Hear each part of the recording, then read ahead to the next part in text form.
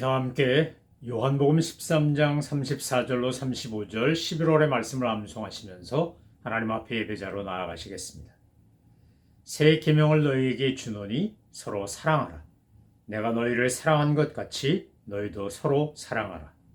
너희가 서로 사랑하면 이로써 모든 사람이 너희가 내 제자인 줄 알리라. 아멘.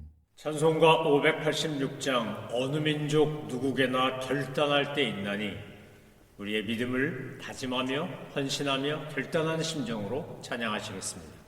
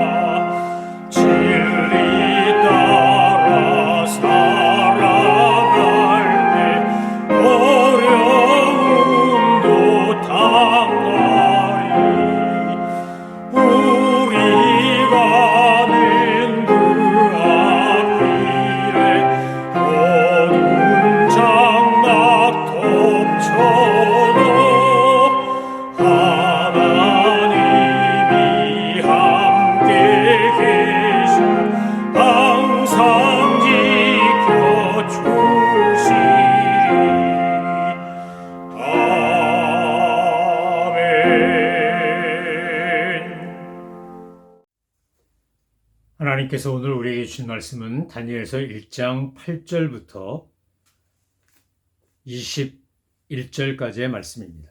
하나님의 말씀을 받들어 읽겠습니다. 다니엘은 뜻을 정하여 왕의 음식과 그가 마시는 포도주로 자기를 더럽히지 아니하리라 하고 자기를 더럽히지 아니하도록 환관장에게 구하니 하나님이 다니엘로 하여금 환관장에게 은혜와 긍휼을 얻게 하신지라. 환관장이 다니엘에게 이르되 내가 내 주 왕을 두려워하노라. 그가 너희 먹을 것과 너희 마실 것을 지정하여 쳤거늘 너희의 얼굴이 초췌하여 같은 또래의 소년들만 못한 것을 그가 보게 할 것이 무엇이냐. 그렇게 되면 너희 때문에 내 머리가 왕 앞에서 위태롭게 되리라 하니라. 환관장이 다니엘과 하나냐와 미사엘과 아사라엘을 감독하게 한 자에게 다니엘이 말하되 청하오니 당신의 종들을 열흘 동안 시험하여 채식을 주어 먹게 하고 물을 주어 마시게 한 후에 당신 앞에서 우리의 얼굴과 왕의 음식을 먹는 소년들의 얼굴을 비교하여 보아서 당신이 보는 대로 종들에게 행하소서 하매 그가 그들의 말을 따라 열흘 동안 시험하더니 열흘 후에 그들의 얼굴이 더욱 아름답고 살이 더욱 윤택하여 왕의 음식을 먹는 다른 소년들보다 더 좋아 보인지라. 그리하여 감독하는 자가 그들에게 지정된 음식과 마실 포도주를 제하고 채식을 주니라. 하나님이 네 소년에게 학문을 주시고 모든 서적을 깨닫게 하시고 지혜를 주셨으니 다니엘은 또 모든 환상과 꿈을 깨달아 알더라. 왕이 말한 대로 그들을 불러들일 기한이 찼으므로 환관장이 그들을 느부갓네살 앞으로 데리고 가니 왕이 그들과 말하여 보매 무리 중에 다니엘과 하나냐와 미사엘과 아사랴와 같은 자가 없으므로 그들을 왕 앞에 서게 하고 왕이 그들에게 모든 일을 묻는 중에 그 지혜와 총명이 온 나라 박수와 술객보다 10배나 나은 줄을 아니라. 다니엘은 고레스 왕 원년까지 있으니라. 아멘. 다니엘서는 한마디로 말하면 디아스포라 시대의 성공 이야기라고 할 수 있습니다. 사실상 다니엘서 1장에 나오는 포로로 끌려가는 유대인들의 이야기 1차, 2차, 3차 유배를 당하는데 이 이야기는 참 슬프고 가슴 아픈 이야기입니다. 그러나 다니엘서 1장부터 12장까지의 내용을 우리가 한 장 한 장 살펴보면서 발견하게 되겠지만 이 다니엘서에는 하나님의 놀라운 섭리와 은혜와 도우심과 역사하심의 흥미진진한 이야기가 가득 차 있습니다. 고난 중에 참 힘들고 어려운 가운데서 신앙의 선택을 하고 믿음으로 사는 사람들은 어떤 은혜와 복을 누리는지를 다니엘서만큼 우리에게 잘 전해준 성경이 없다고 할 정도로 다니엘서는 매우 드라마틱하게 그리고 아주 굉장히 다양하게 하나님의 사랑과 은혜와 도우심을 증명하고 있습니다. 다니엘서 1장부터 6장은 다니엘에 관한 이야기입니다. 그래서 3인칭으로 쓰여져 있습니다. 반면에 7장부터 12장은 다니엘에 의한 이야기이기 때문에 1인칭으로 쓰여져 있습니다. 다니엘서 전체의 주제이기도 하고 다니엘서 1장부터 12장까지 우리가 계속해서 발견하게 되는 것은 다니엘과 세 친구가 보여주는 신앙 고백과 믿음의 선택과 하나님에 향한 순결한 믿음의 모습입니다. 뿐만 아니라 다니엘을 비롯한 하나님의 사람들이 갖고 있었던 그 인품, 믿음, 사람됨이 무엇인지를 다니엘서는 우리에게 잘 보여줍니다. 1장에 나오는 어제 우리가 함께 살펴보았던 창시 계명의 이야기는 바벨론이 유대인들에게 얼마나 철저하게 그들의 신앙과 정신과 전통과 풍습을 파괴하려고 했는지를 잘 보여주는 대표적인 예라고 할 수 있습니다. 대한민국도 과거 조선에서 대한지국을 거쳐 일제강점기를 거칠 때 일제는 한국인들의 조선인들의 정신과 어를 그리고 문화와 전통을 다 파괴하기 위해서 여러 가지를 시도했지만 그 중에 가장 대표적인 것이 창시 계명이었습니다. 이름이 바뀐다라고 하는 것은 그 조상들이 그 이름을 지어주면서 전해주고자 했던 또는 갖고 있었던 소망을 다 제거해버리고 그리고 일제가 또 이 바벨론이 유대인들에게 또 조선인들에게 강요하는 그들의 정신과 문화를 심는 아주 폭력적인 방법인 겁니다. 일제는 창시계명, 동방유배, 신사참배 등 자기들이 할 수 있는 모든 방법을 동원해서 이른바 우리의 얼과 넋을 다 뺏으려고 했고 기를 죽이고 민족을 말살하려고 했습니다. 바벨론도 예외가 아니었는데 그래서 제일 먼저 시도한 것이 이름을 바꾸는 거였습니다. 여러분 다니엘이라는 이름의 뜻은 하나님은 나의 심판자이시다. 엘이라고 하는 말은 하나님이고 단은 심판이고 니는 나이니까 다니엘 그러면 하나님은 나의 판단자이시다. 나의 심판자이시다. 이런 뜻입니다. 그러니까 하나님을 바라보고 하나님을 의지하고 살아간다라는 신앙 고백을 가진 이름이고 다니엘에게 그 이름을 지어준 부모님이 하나님을 바라보고 하나님 앞에 설 것을 생각하고 살아라. 믿음으로 살아라. 라고 하는 소망이 담긴 이름 아닙니까? 근데 그 이름을 벨드사살로 바꿉니다. 벨드사살은 뭐냐? 그대의 보호자는 벨이요, 그대의 보호자는 느보다, 이 말입니다. 너는 하나님이 너의 심판자나 판단자가 아니고 우리가 섬기는, 바벨론에 섬기는 우상 벨이 너의 보호자고 너의 심판자다, 이렇게 말하는 겁니다. 하나냐라는 이름은 뭡니까? 하나님 같은 분이 누구냐? 하나님의 사랑을 받는 자, 이런 두 가지 의미가 있는 이름인데 이것을 사드락으로 바꿉니다. 하나냐의 이름이 하나님의 사랑을 받는 하나님 같은 자가 누구냐라고 하는 신앙 고백이 담긴 이름인데 이것을 사드락이라고 바꾸면서 락은 바벨론이 섬기는 태양신의 이름이니까 태양신에게 배운다, 이 말입니다. 사드락은 나는 태양신에게 배운다. 하나님 같은 분이 어디 계시냐? 나는 하나님의 사랑을 받는 사람이다 라고 하는 신앙 고백이 담긴 이름을 사드락으로 바꿨다는 겁니다. 미사엘은 무슨 뜻입니까? 하나님은 은혜로우시다 라는 뜻입니다. 그런데 이것을 메삭이라고 바꿉니다. 메삭의 이 삭은, 사크라고 하는 것은요, 정욕과 욕심의 신의 이름입니다. 그러니까 욕망의 신과 같은 자가 누구냐? 하나님은 은혜로우시다, 이런 이름을 가진 사람에게 아니야, 욕망의 신이 보다 더 뛰어난 존재가 어디 있겠어? 그게 최고야. 그러니까 너의 이름은 메삭이야. 이렇게 불렀다는 겁니다. 마지막으로 아사랴는 하나님은 나의 도움이시다 라는 뜻인데 이것을 아벳느고라고 부릅니다. 아벳느고는 느고의 종이다 라는 뜻입니다. 여러분, 느고는 달의 신의 이름이고 아벳은 종이라는 뜻입니다. 그러니까 아벳느고는 달의 신의 종, 느고의 종이라는 뜻입니다. 얼마나 수치스럽고 얼마나 모욕적인 이름입니까? 그런데 힘이 없어서 나라가 망해서 끌려가는 거니까 다니엘도 하나냐도 미사엘도 아사랴도 바벨론에 가서는 어쩔 수 없이 벨드사살, 사드락, 메삭, 아벳느고란 이름으로 불리우며 사는 겁니다. 자그마치 70년 포로기 동안 내 원래 이름 다니엘이 아닌 벨드사살로, 하나냐가 아닌 사드락으로, 또 미사엘이 아닌 메삭으로, 아사랴가 아닌 아벳느고로 살아야 합니다. 얼마나 힘들고 괴로웠을까요? 그런데 비록 이 창시계명을 내가 어떻게 할 수 없지만 내가 할 수 있는 것을 그들은 믿음으로 선택하는 것을 보여줍니다. 그것이 바로 오늘 8절입니다. 다니엘서 1장의 가장 핵심 구절을 꼽으라고 한다면 바로 8절이라고 말할 수 있습니다. 여러분, 우리 그리스도인들은 세상에 있습니다. 세상 속에서 삽니다. 그러나 세상에 속하여 살지 않습니다.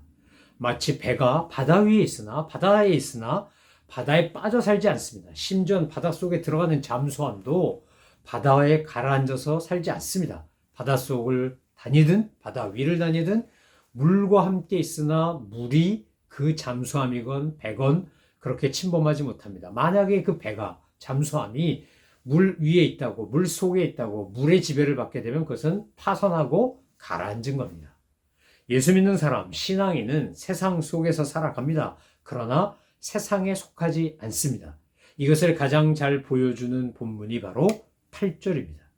다니엘은 뜻을 정하여 왕의 음식과 그가 마시는 포도주로 자기를 더럽히지 아니하리라 하고 자기를 더럽히지 아니하도록 환관장에게 구하니라. 이렇게 되어 있습니다. 여러분, 바벨론의 느부갓네살이 먹는 음식이다, 왕의 음식과 왕이 마시는 포도주라 그러면 최고 아니겠습니까? 아마 가장 산해진미 뛰어난 음식, 최고의 음식, 식재료로 치자면 상등품 중에 상등품일 겁니다. 포도주로 말하자면 최고의 와인일 겁니다. 그런데 왜 다니엘과 그의 세 친구는 이것을 거절한 겁니까? 그들은 유대인의 음식 규정을 지키려고 하는 신앙적 태도와 결단 때문이었습니다. 우상에게 바쳐진 음식을 부정하니 먹지 말라. 이것이 유대인들이 지키던 음식에 대한 정결 예식이었습니다. 그런데 왕의 음식이라고 하는 건 이미 벨이라든지 느고라든지 또 락이라든지 이런 바벨론의 신들에게 바쳐진 음식입니다. 바벨론의 신들에게 바쳐진 음식을 왕이 먹는 겁니다. 그 신들에게 바쳐진 음식을 먹으면서 왕권을 강화하고 내가 신 같은 존재야. 그러니까 신에게 바쳐진 음식을 내가 먹는 거야. 나만이 먹을 수 있어. 이렇게 이야기하는 것과 똑같습니다. 유대인들이 하나님께 예배드리고 바쳐진 음식, 그 제물을 제사장이 먹음으로써 하나님의 종들이 그것을 먹을 수 있도록 한 것과 같은 원리라고 볼 수 있습니다. 아무나 그 음식 못 먹는 겁니다. 그러나 다니엘과 세 친구가 볼 때는 이것은 우상에게 바쳐진 겁니다. 아무리 식재료가 뛰어나도, 아무리 기가 막힌 요리를 했어도 그것은 하나님께 드려진 것이 아니고 우상에게 바쳐진 음식이기 때문에 그것을 먹을 수가 없는 겁니다. 그래서 거절하는 겁니다. 그런데 환관장에게 하나님이 어떻게 하십니까? 하나님이 다니엘로 하여금 환관장에게 은혜와 긍휼을 얻게 하신지라. 저는 8절과 9절을 연달아 읽으면서 우리가 정말 하나님의 능력과 하나님의 섭리를 믿는다면 8절과 같은 선택을 할 것이고, 그러면 9절과 같은 은혜를 입는다는 겁니다. 우리가 사실은 8절 같은 선택을 하지 않기 때문에, 이런 믿음의 선택을 하지 않기 때문에 9절의 은혜를 못 누리는 겁니다. 우리가 하나님 앞에서 정말 믿음으로 선택하고 결정하고 판단하고 행동하면 하나님은 우리에게 반드시 9절의 은혜를 주시게 되어 있습니다. 그런데 우리의 믿음이 없고 하나님을 온전히 신뢰하지 않기 때문에 우리는 8절의 선택을 못할 때가 너무 많습니다. 몰라서 못하는 게 아니고 아는데 안 합니다. 왜요? 그 원인, 그 진짜 이유는 하나님을 내가 전적으로 신뢰하지 않기 때문에 그렇습니다. 여러분, 기도하고 그 기도하면 기대하고 기다리라고 하는데 왜 기도해놓고 기다리지도 기대하지도 않는 거냐? 하나님을 안 믿어서 그렇습니다. 내가 드린 기도를, 그 능력과 그 기도의 영향력을 부정하기 때문에 그렇습니다. 때와 방법은 우리의 소관이 아닙니다. 그러나 분명한 것은 하나님을 정말 믿으면 우리는 믿고 기도했기 때문에 기대하고 기다릴 수 있는 겁니다. 하나님의 은혜와 섭리와 역사하심이 바로 9절과 10절에 나오는 내용입니다. 환관장이 다니엘에게 그렇게 허락합니다. 그리고는 자기의 속마음도 털어놓습니다. 자, 너희가 원하는 대로 내가 해줄 수 있는데, 만약에 너희가 원하는 대로 했을 때 너희 얼굴이 초췌하고 왕의 음식을 먹는 사람들은 얼굴에 윤기가 돌고 이러면 내 머리가, 내 목이 왕 앞에서 위태롭다, 이렇게 이야기합니다. 여러분, 환관장이 포로로 끌려온 소년들한테 이런 얘기한다는 것부터가 이거 하나님의 은혜가 아니면 안 되는 겁니다. 그렇게 자기 속마음을 드러낼 그럴 입장이 아닙니다. 환관장은 갑이고 이 소년들은 을입니다. 그런데 갑이 을에게 자기의 이야기를 하는 겁니다. 여러분, 이 환관장의 두려움 우리 충분히 이해할 수 있습니다. 근데 하나님이 그 환관장의 마음을 움직여서 그런 두려움을 공개적으로 아주 고백하게 한 겁니다. 그래서 다니엘이 이제 그 얘기를 듣고 이제 11절 이하의 말씀에 보면 제안을 합니다. 자, 열흘 동안 우리에게 저희가 원하는 음식, 채식을 주십시오. 또 왕의 진미와 포도주를 먹는 소년들이 열흘 동안 먹게 하십시오. 그리고 비교해 주십시오. 만약에 우리의 얼굴이 왕의 음식을 먹는 소년들의 얼굴보다 못하다면, 그렇다면 우리가 선택한 게 잘못된 것일 겁니다. 그런데 열흘이 지났는데 우리 얼굴이 더욱 아름답고 빛이 나고 살이 더욱 많고 윤택하다면 우리가 원하는 걸 해주실 수 있지 않겠습니까? 이렇게 제안한 것과 마찬가지입니다. 그래서 이제 11절부터 15절까지의 말씀을 보니까 어떻게 된 겁니까? 열흘 뒤에 그들의 얼굴이 더욱 아름답고 살이 더욱 윤택하여 왕의 음식을 먹는 다른 소년들보다 더 좋아 보인지라. 여러분, 채식이 좋아서 얼굴이 윤택하고 살이 오른 겁니까? 아닙니다. 이건 하나님이 도우셨기 때문인 겁니다. 8절의 선택, 믿음의 선택, 신앙의 정절을 지키고자 하는 이 거룩한 선택의 결과가 바로 15절인 겁니다. 그런데 하나님이 어떻게 하셨다는 거예요? 하나님이 다니엘로 하여금 환관장에게 은혜와 긍휼을 얻게 하시고, 은혜와 긍휼만 얻은 게 아니라 하나님이 도우셔서 왕의 진미를 먹지 않았음에도 불구하고 왕의 진미를 먹은 소년들보다 그리고 다니엘의 친구들의 얼굴이 더 빛이 나는 겁니다. 사랑하는 성도 여러분, 우리가 정말 믿고 사는 건 뭐겠습니까? 우리가 정말 신뢰하고 의지하고 사는 건 뭐겠습니까? 세상을 살아가면 살아갈수록, 연륜이 쌓이면 쌓일수록, 인생 경험이 많아지면 많아질수록 분명하게 겠다는 거 하나 있습니다. 우리는 참 연약하고 부족하고 한계가 있고 정말 여러 가지 면에서 턱없이 주님 보실 때 감이 안 되는 사람인데도 불구하고 하나님께서 은혜와 긍휼을 베푸시면 우리가 감당할 수 없는 넘치는 복과 은총을 입는다는 겁니다. 오늘 다니엘을 통하여 우리에게 보여주는 하나님의 말씀은 무엇입니까? 우리에게 들려준 주님의 음성은 무엇입니까? 너희가 믿음으로 무엇인가를 선택하고 결정한다면 내가 도우마. 여러분, 행복이 상태가 아닌 태도인 것처럼 믿음도 상태가 아닌 태도입니다. 어떤 관점으로 어떻게 해석하고 어떤 결정을 내리냐는 건 전적으로 애티튜드의 문제입니다. 태도의 문제입니다. 하나님의 능력을 믿고 하나님의 도우심을 믿고 하나님의 역사심을 믿는 사람들이 가지는 태도는 뭡니까? 오직 믿음으로입니다. 오직 믿음으로. 말씀대로 성령님의 역사심과 감동하심을 따라 하는 겁니다. 인간의 마음과 감정을 따라하는 게 아니고 세상의 풍습과 사람들의 관례를 따라하는 게 아니고 하나님이 내 안에서 역사하시는 그 감동을 따라 하는 겁니다. 그랬더니 어떻게 됐습니까? 이제 약 3년 동안 이 바벨론식 왕궁 교육을 시킨 다음에 그 중에서 가장 쓸만한 사람이 누군가를 느부갓네살 왕 앞에서 테스트하는 시기를 갖는 겁니다. 사관학교 보내듯이 저희도 신학대학원 날 때 3년 동안 열심히 공부하고 훈련했는데 그러고 난 다음에 목회 현장에 가는 거와 똑같습니다. 그런데 오늘 본문에 보니까 왕이 이제 느부갓네살 왕이 여러 소년들 왕궁에서 기른 각국에서 잡아온 정말 장래가 촉망되는 유능한 리더감인 소년들을 데리고 다 이 말하고 저 말하고 질문하고 대답하고 토론하고 해봤더니 어떻게 됐다는 겁니까? 자, 20절과 21절에 보니까 왕이 그들에게 모든 일을 묻는 중에 그 지혜와 총명이 온 나라 박수와 술객보다 10배나 나은 줄을 알더라. 하나님이 은혜를 베푸시면 아니 솔로몬이 뭐 얼마나 공부를 많이 하고 얼마나 전문가고 박식하겠습니까? 그가 소년에 불과했습니다. 왕이 될 때. 그런데 하나님이 솔로몬에게 지혜를 주시니까 그는 가장 지혜로운 왕이 되었던 겁니다. 하나님께서 다니엘과 세 친구에게 지혜와 명철을 주시니까 그 바벨론이라는 거대한 제국의 모든 박사와 술객보다 그 지혜와 총명이 10배나 더 많았다는 겁니다. 저는 저와 여러분에게 우리 자녀들에게 이런 은혜가 넘쳐나기를 소망하며 축원합니다.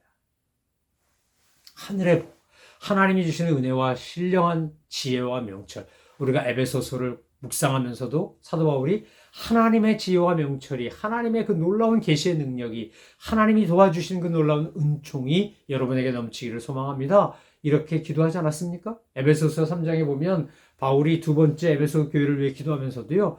내가 기도하는 것보다 더욱 응답하실 하나님 이렇게 표현합니다.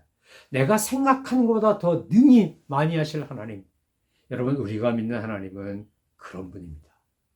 다니엘을 통하여 하나님 우리에게 이렇게 말씀하는 거예요. 바벨론의 포로로 끌려갔어요. 이거 왕자 아니고요. 귀족 아니고요. 포로예요. 포로. 바벨론에서 교육받고 자라나면 이제 바벨론을 위해 충성하는 거지 유다를 위해 충성하는 거 아니라고요. 그런데 1장 21절에 다니엘은 고레스 왕 원년까지 있었다고 되어 있잖아요. 70년 세월을 10대 한 16살, 15살에 끌려갔다고 추정되는데 그래가지고 거의 70년, 80대 중후반이 될 때까지 그 바벨론에서 왕국이 바뀌고 뭐 권력 바뀌고 정권 바뀐 정도가 아니라 아예 나라가 바뀌는데 그런데도 불구하고 여전히 다니엘은 탁월한 입장에서 국가 경영을 하는 그런 지도자의 자리를 유지했어요. 이건 무엇 때문입니까? 하나님을 온전히 믿고 신뢰했기 때문이에요. 사랑하는 성도 여러분, 이 격동의 시대에 정말 한 치 앞을 내다볼 수 없을 만큼 급격한 변화 시대 그리고 사탄이 쉬지 않고 우리를 공격하는 영적 전쟁의 한복판 속에서 우리가 선택하고 결정하고 판단해야 되는 것은 오직 믿음으로예요. 하나님의 말씀대로예요. 다니엘이 우리에게 그걸 보여주는 거예요. 다니엘의 제 친구 하나니아, 미사엘, 아사랴가 그걸 보여주는 거예요. 이름이 통째로 바뀌고 정말 믿음의 고백이었던 이름이 수치스럽고 불명예스러운 바벨론식 이름이 바뀌어도 그들의 존재가 바뀌는 건 아니에요. 이름이 바뀐 거지. 믿음을 가지고 그렇게 주님 앞에 나아갔을 때 하나님은 다니엘과 하나냐와 미사엘과 아사랴에게 상상을 뛰어넘는 놀라운 은혜와 복을 주셨어요. 저는 이 은혜와 복이 우리의 것이 되기를 소망해요. 우리가 그것을 갈망하며 믿음으로 선택합시다. 믿음으로 살아갑시다. 믿음은 상태가 아니라 태도고 믿음은 선택이에요. 언제나 말씀 따라 믿음으로 선택하여 하나님의 영광과 은혜를 풍성히 누리며 살아가시는 우리 모든 믿음의 식구들 되시기를 소망하며 축원합니다. 기도하겠습니다. 하나님 아버지, 다니엘을 통하여 저희들에게 말씀하시고 보여주시고 예시하시는 이 놀라운 하나님의 은혜와 긍휼을 저희들도 누리며 살게 하여 주옵소서. 다니엘처럼, 다니엘의 세 친구 하나냐, 미사엘, 아사랴처럼 저희들도 오직 믿음으로, 오직 성령님의 역사심을 따라 오직 말씀으로 살아 하나님이 주시는 이 넘치는 은혜와 긍휼의 주인공이 되는, 하나님이 주신 지혜와 명철의 소유주가 되는 저희들 다 되게 하여 주옵소서. 감사드리며 예수 그리스도의 이름으로 기도 올리옵나이다. 아멘. 하늘에 계신 우리 아버지, 아버지의 이름을 거룩하게 하시며 아버지의 나라가 오게 하시며 아버지의 뜻이 하늘에서와 같이 땅에서도 이루어지게 하소서. 오늘 우리에게 일용할 양식을 주시고 우리가 우리에게 잘못한 사람을 용서하여 준 것 같이 우리 죄를 용서하여 주시고 우리를 시험에 빠지지 않게 하시고 악에서 구하소서. 나라와 권능과 영광이 영원히 아버지의 것입니다. 아멘.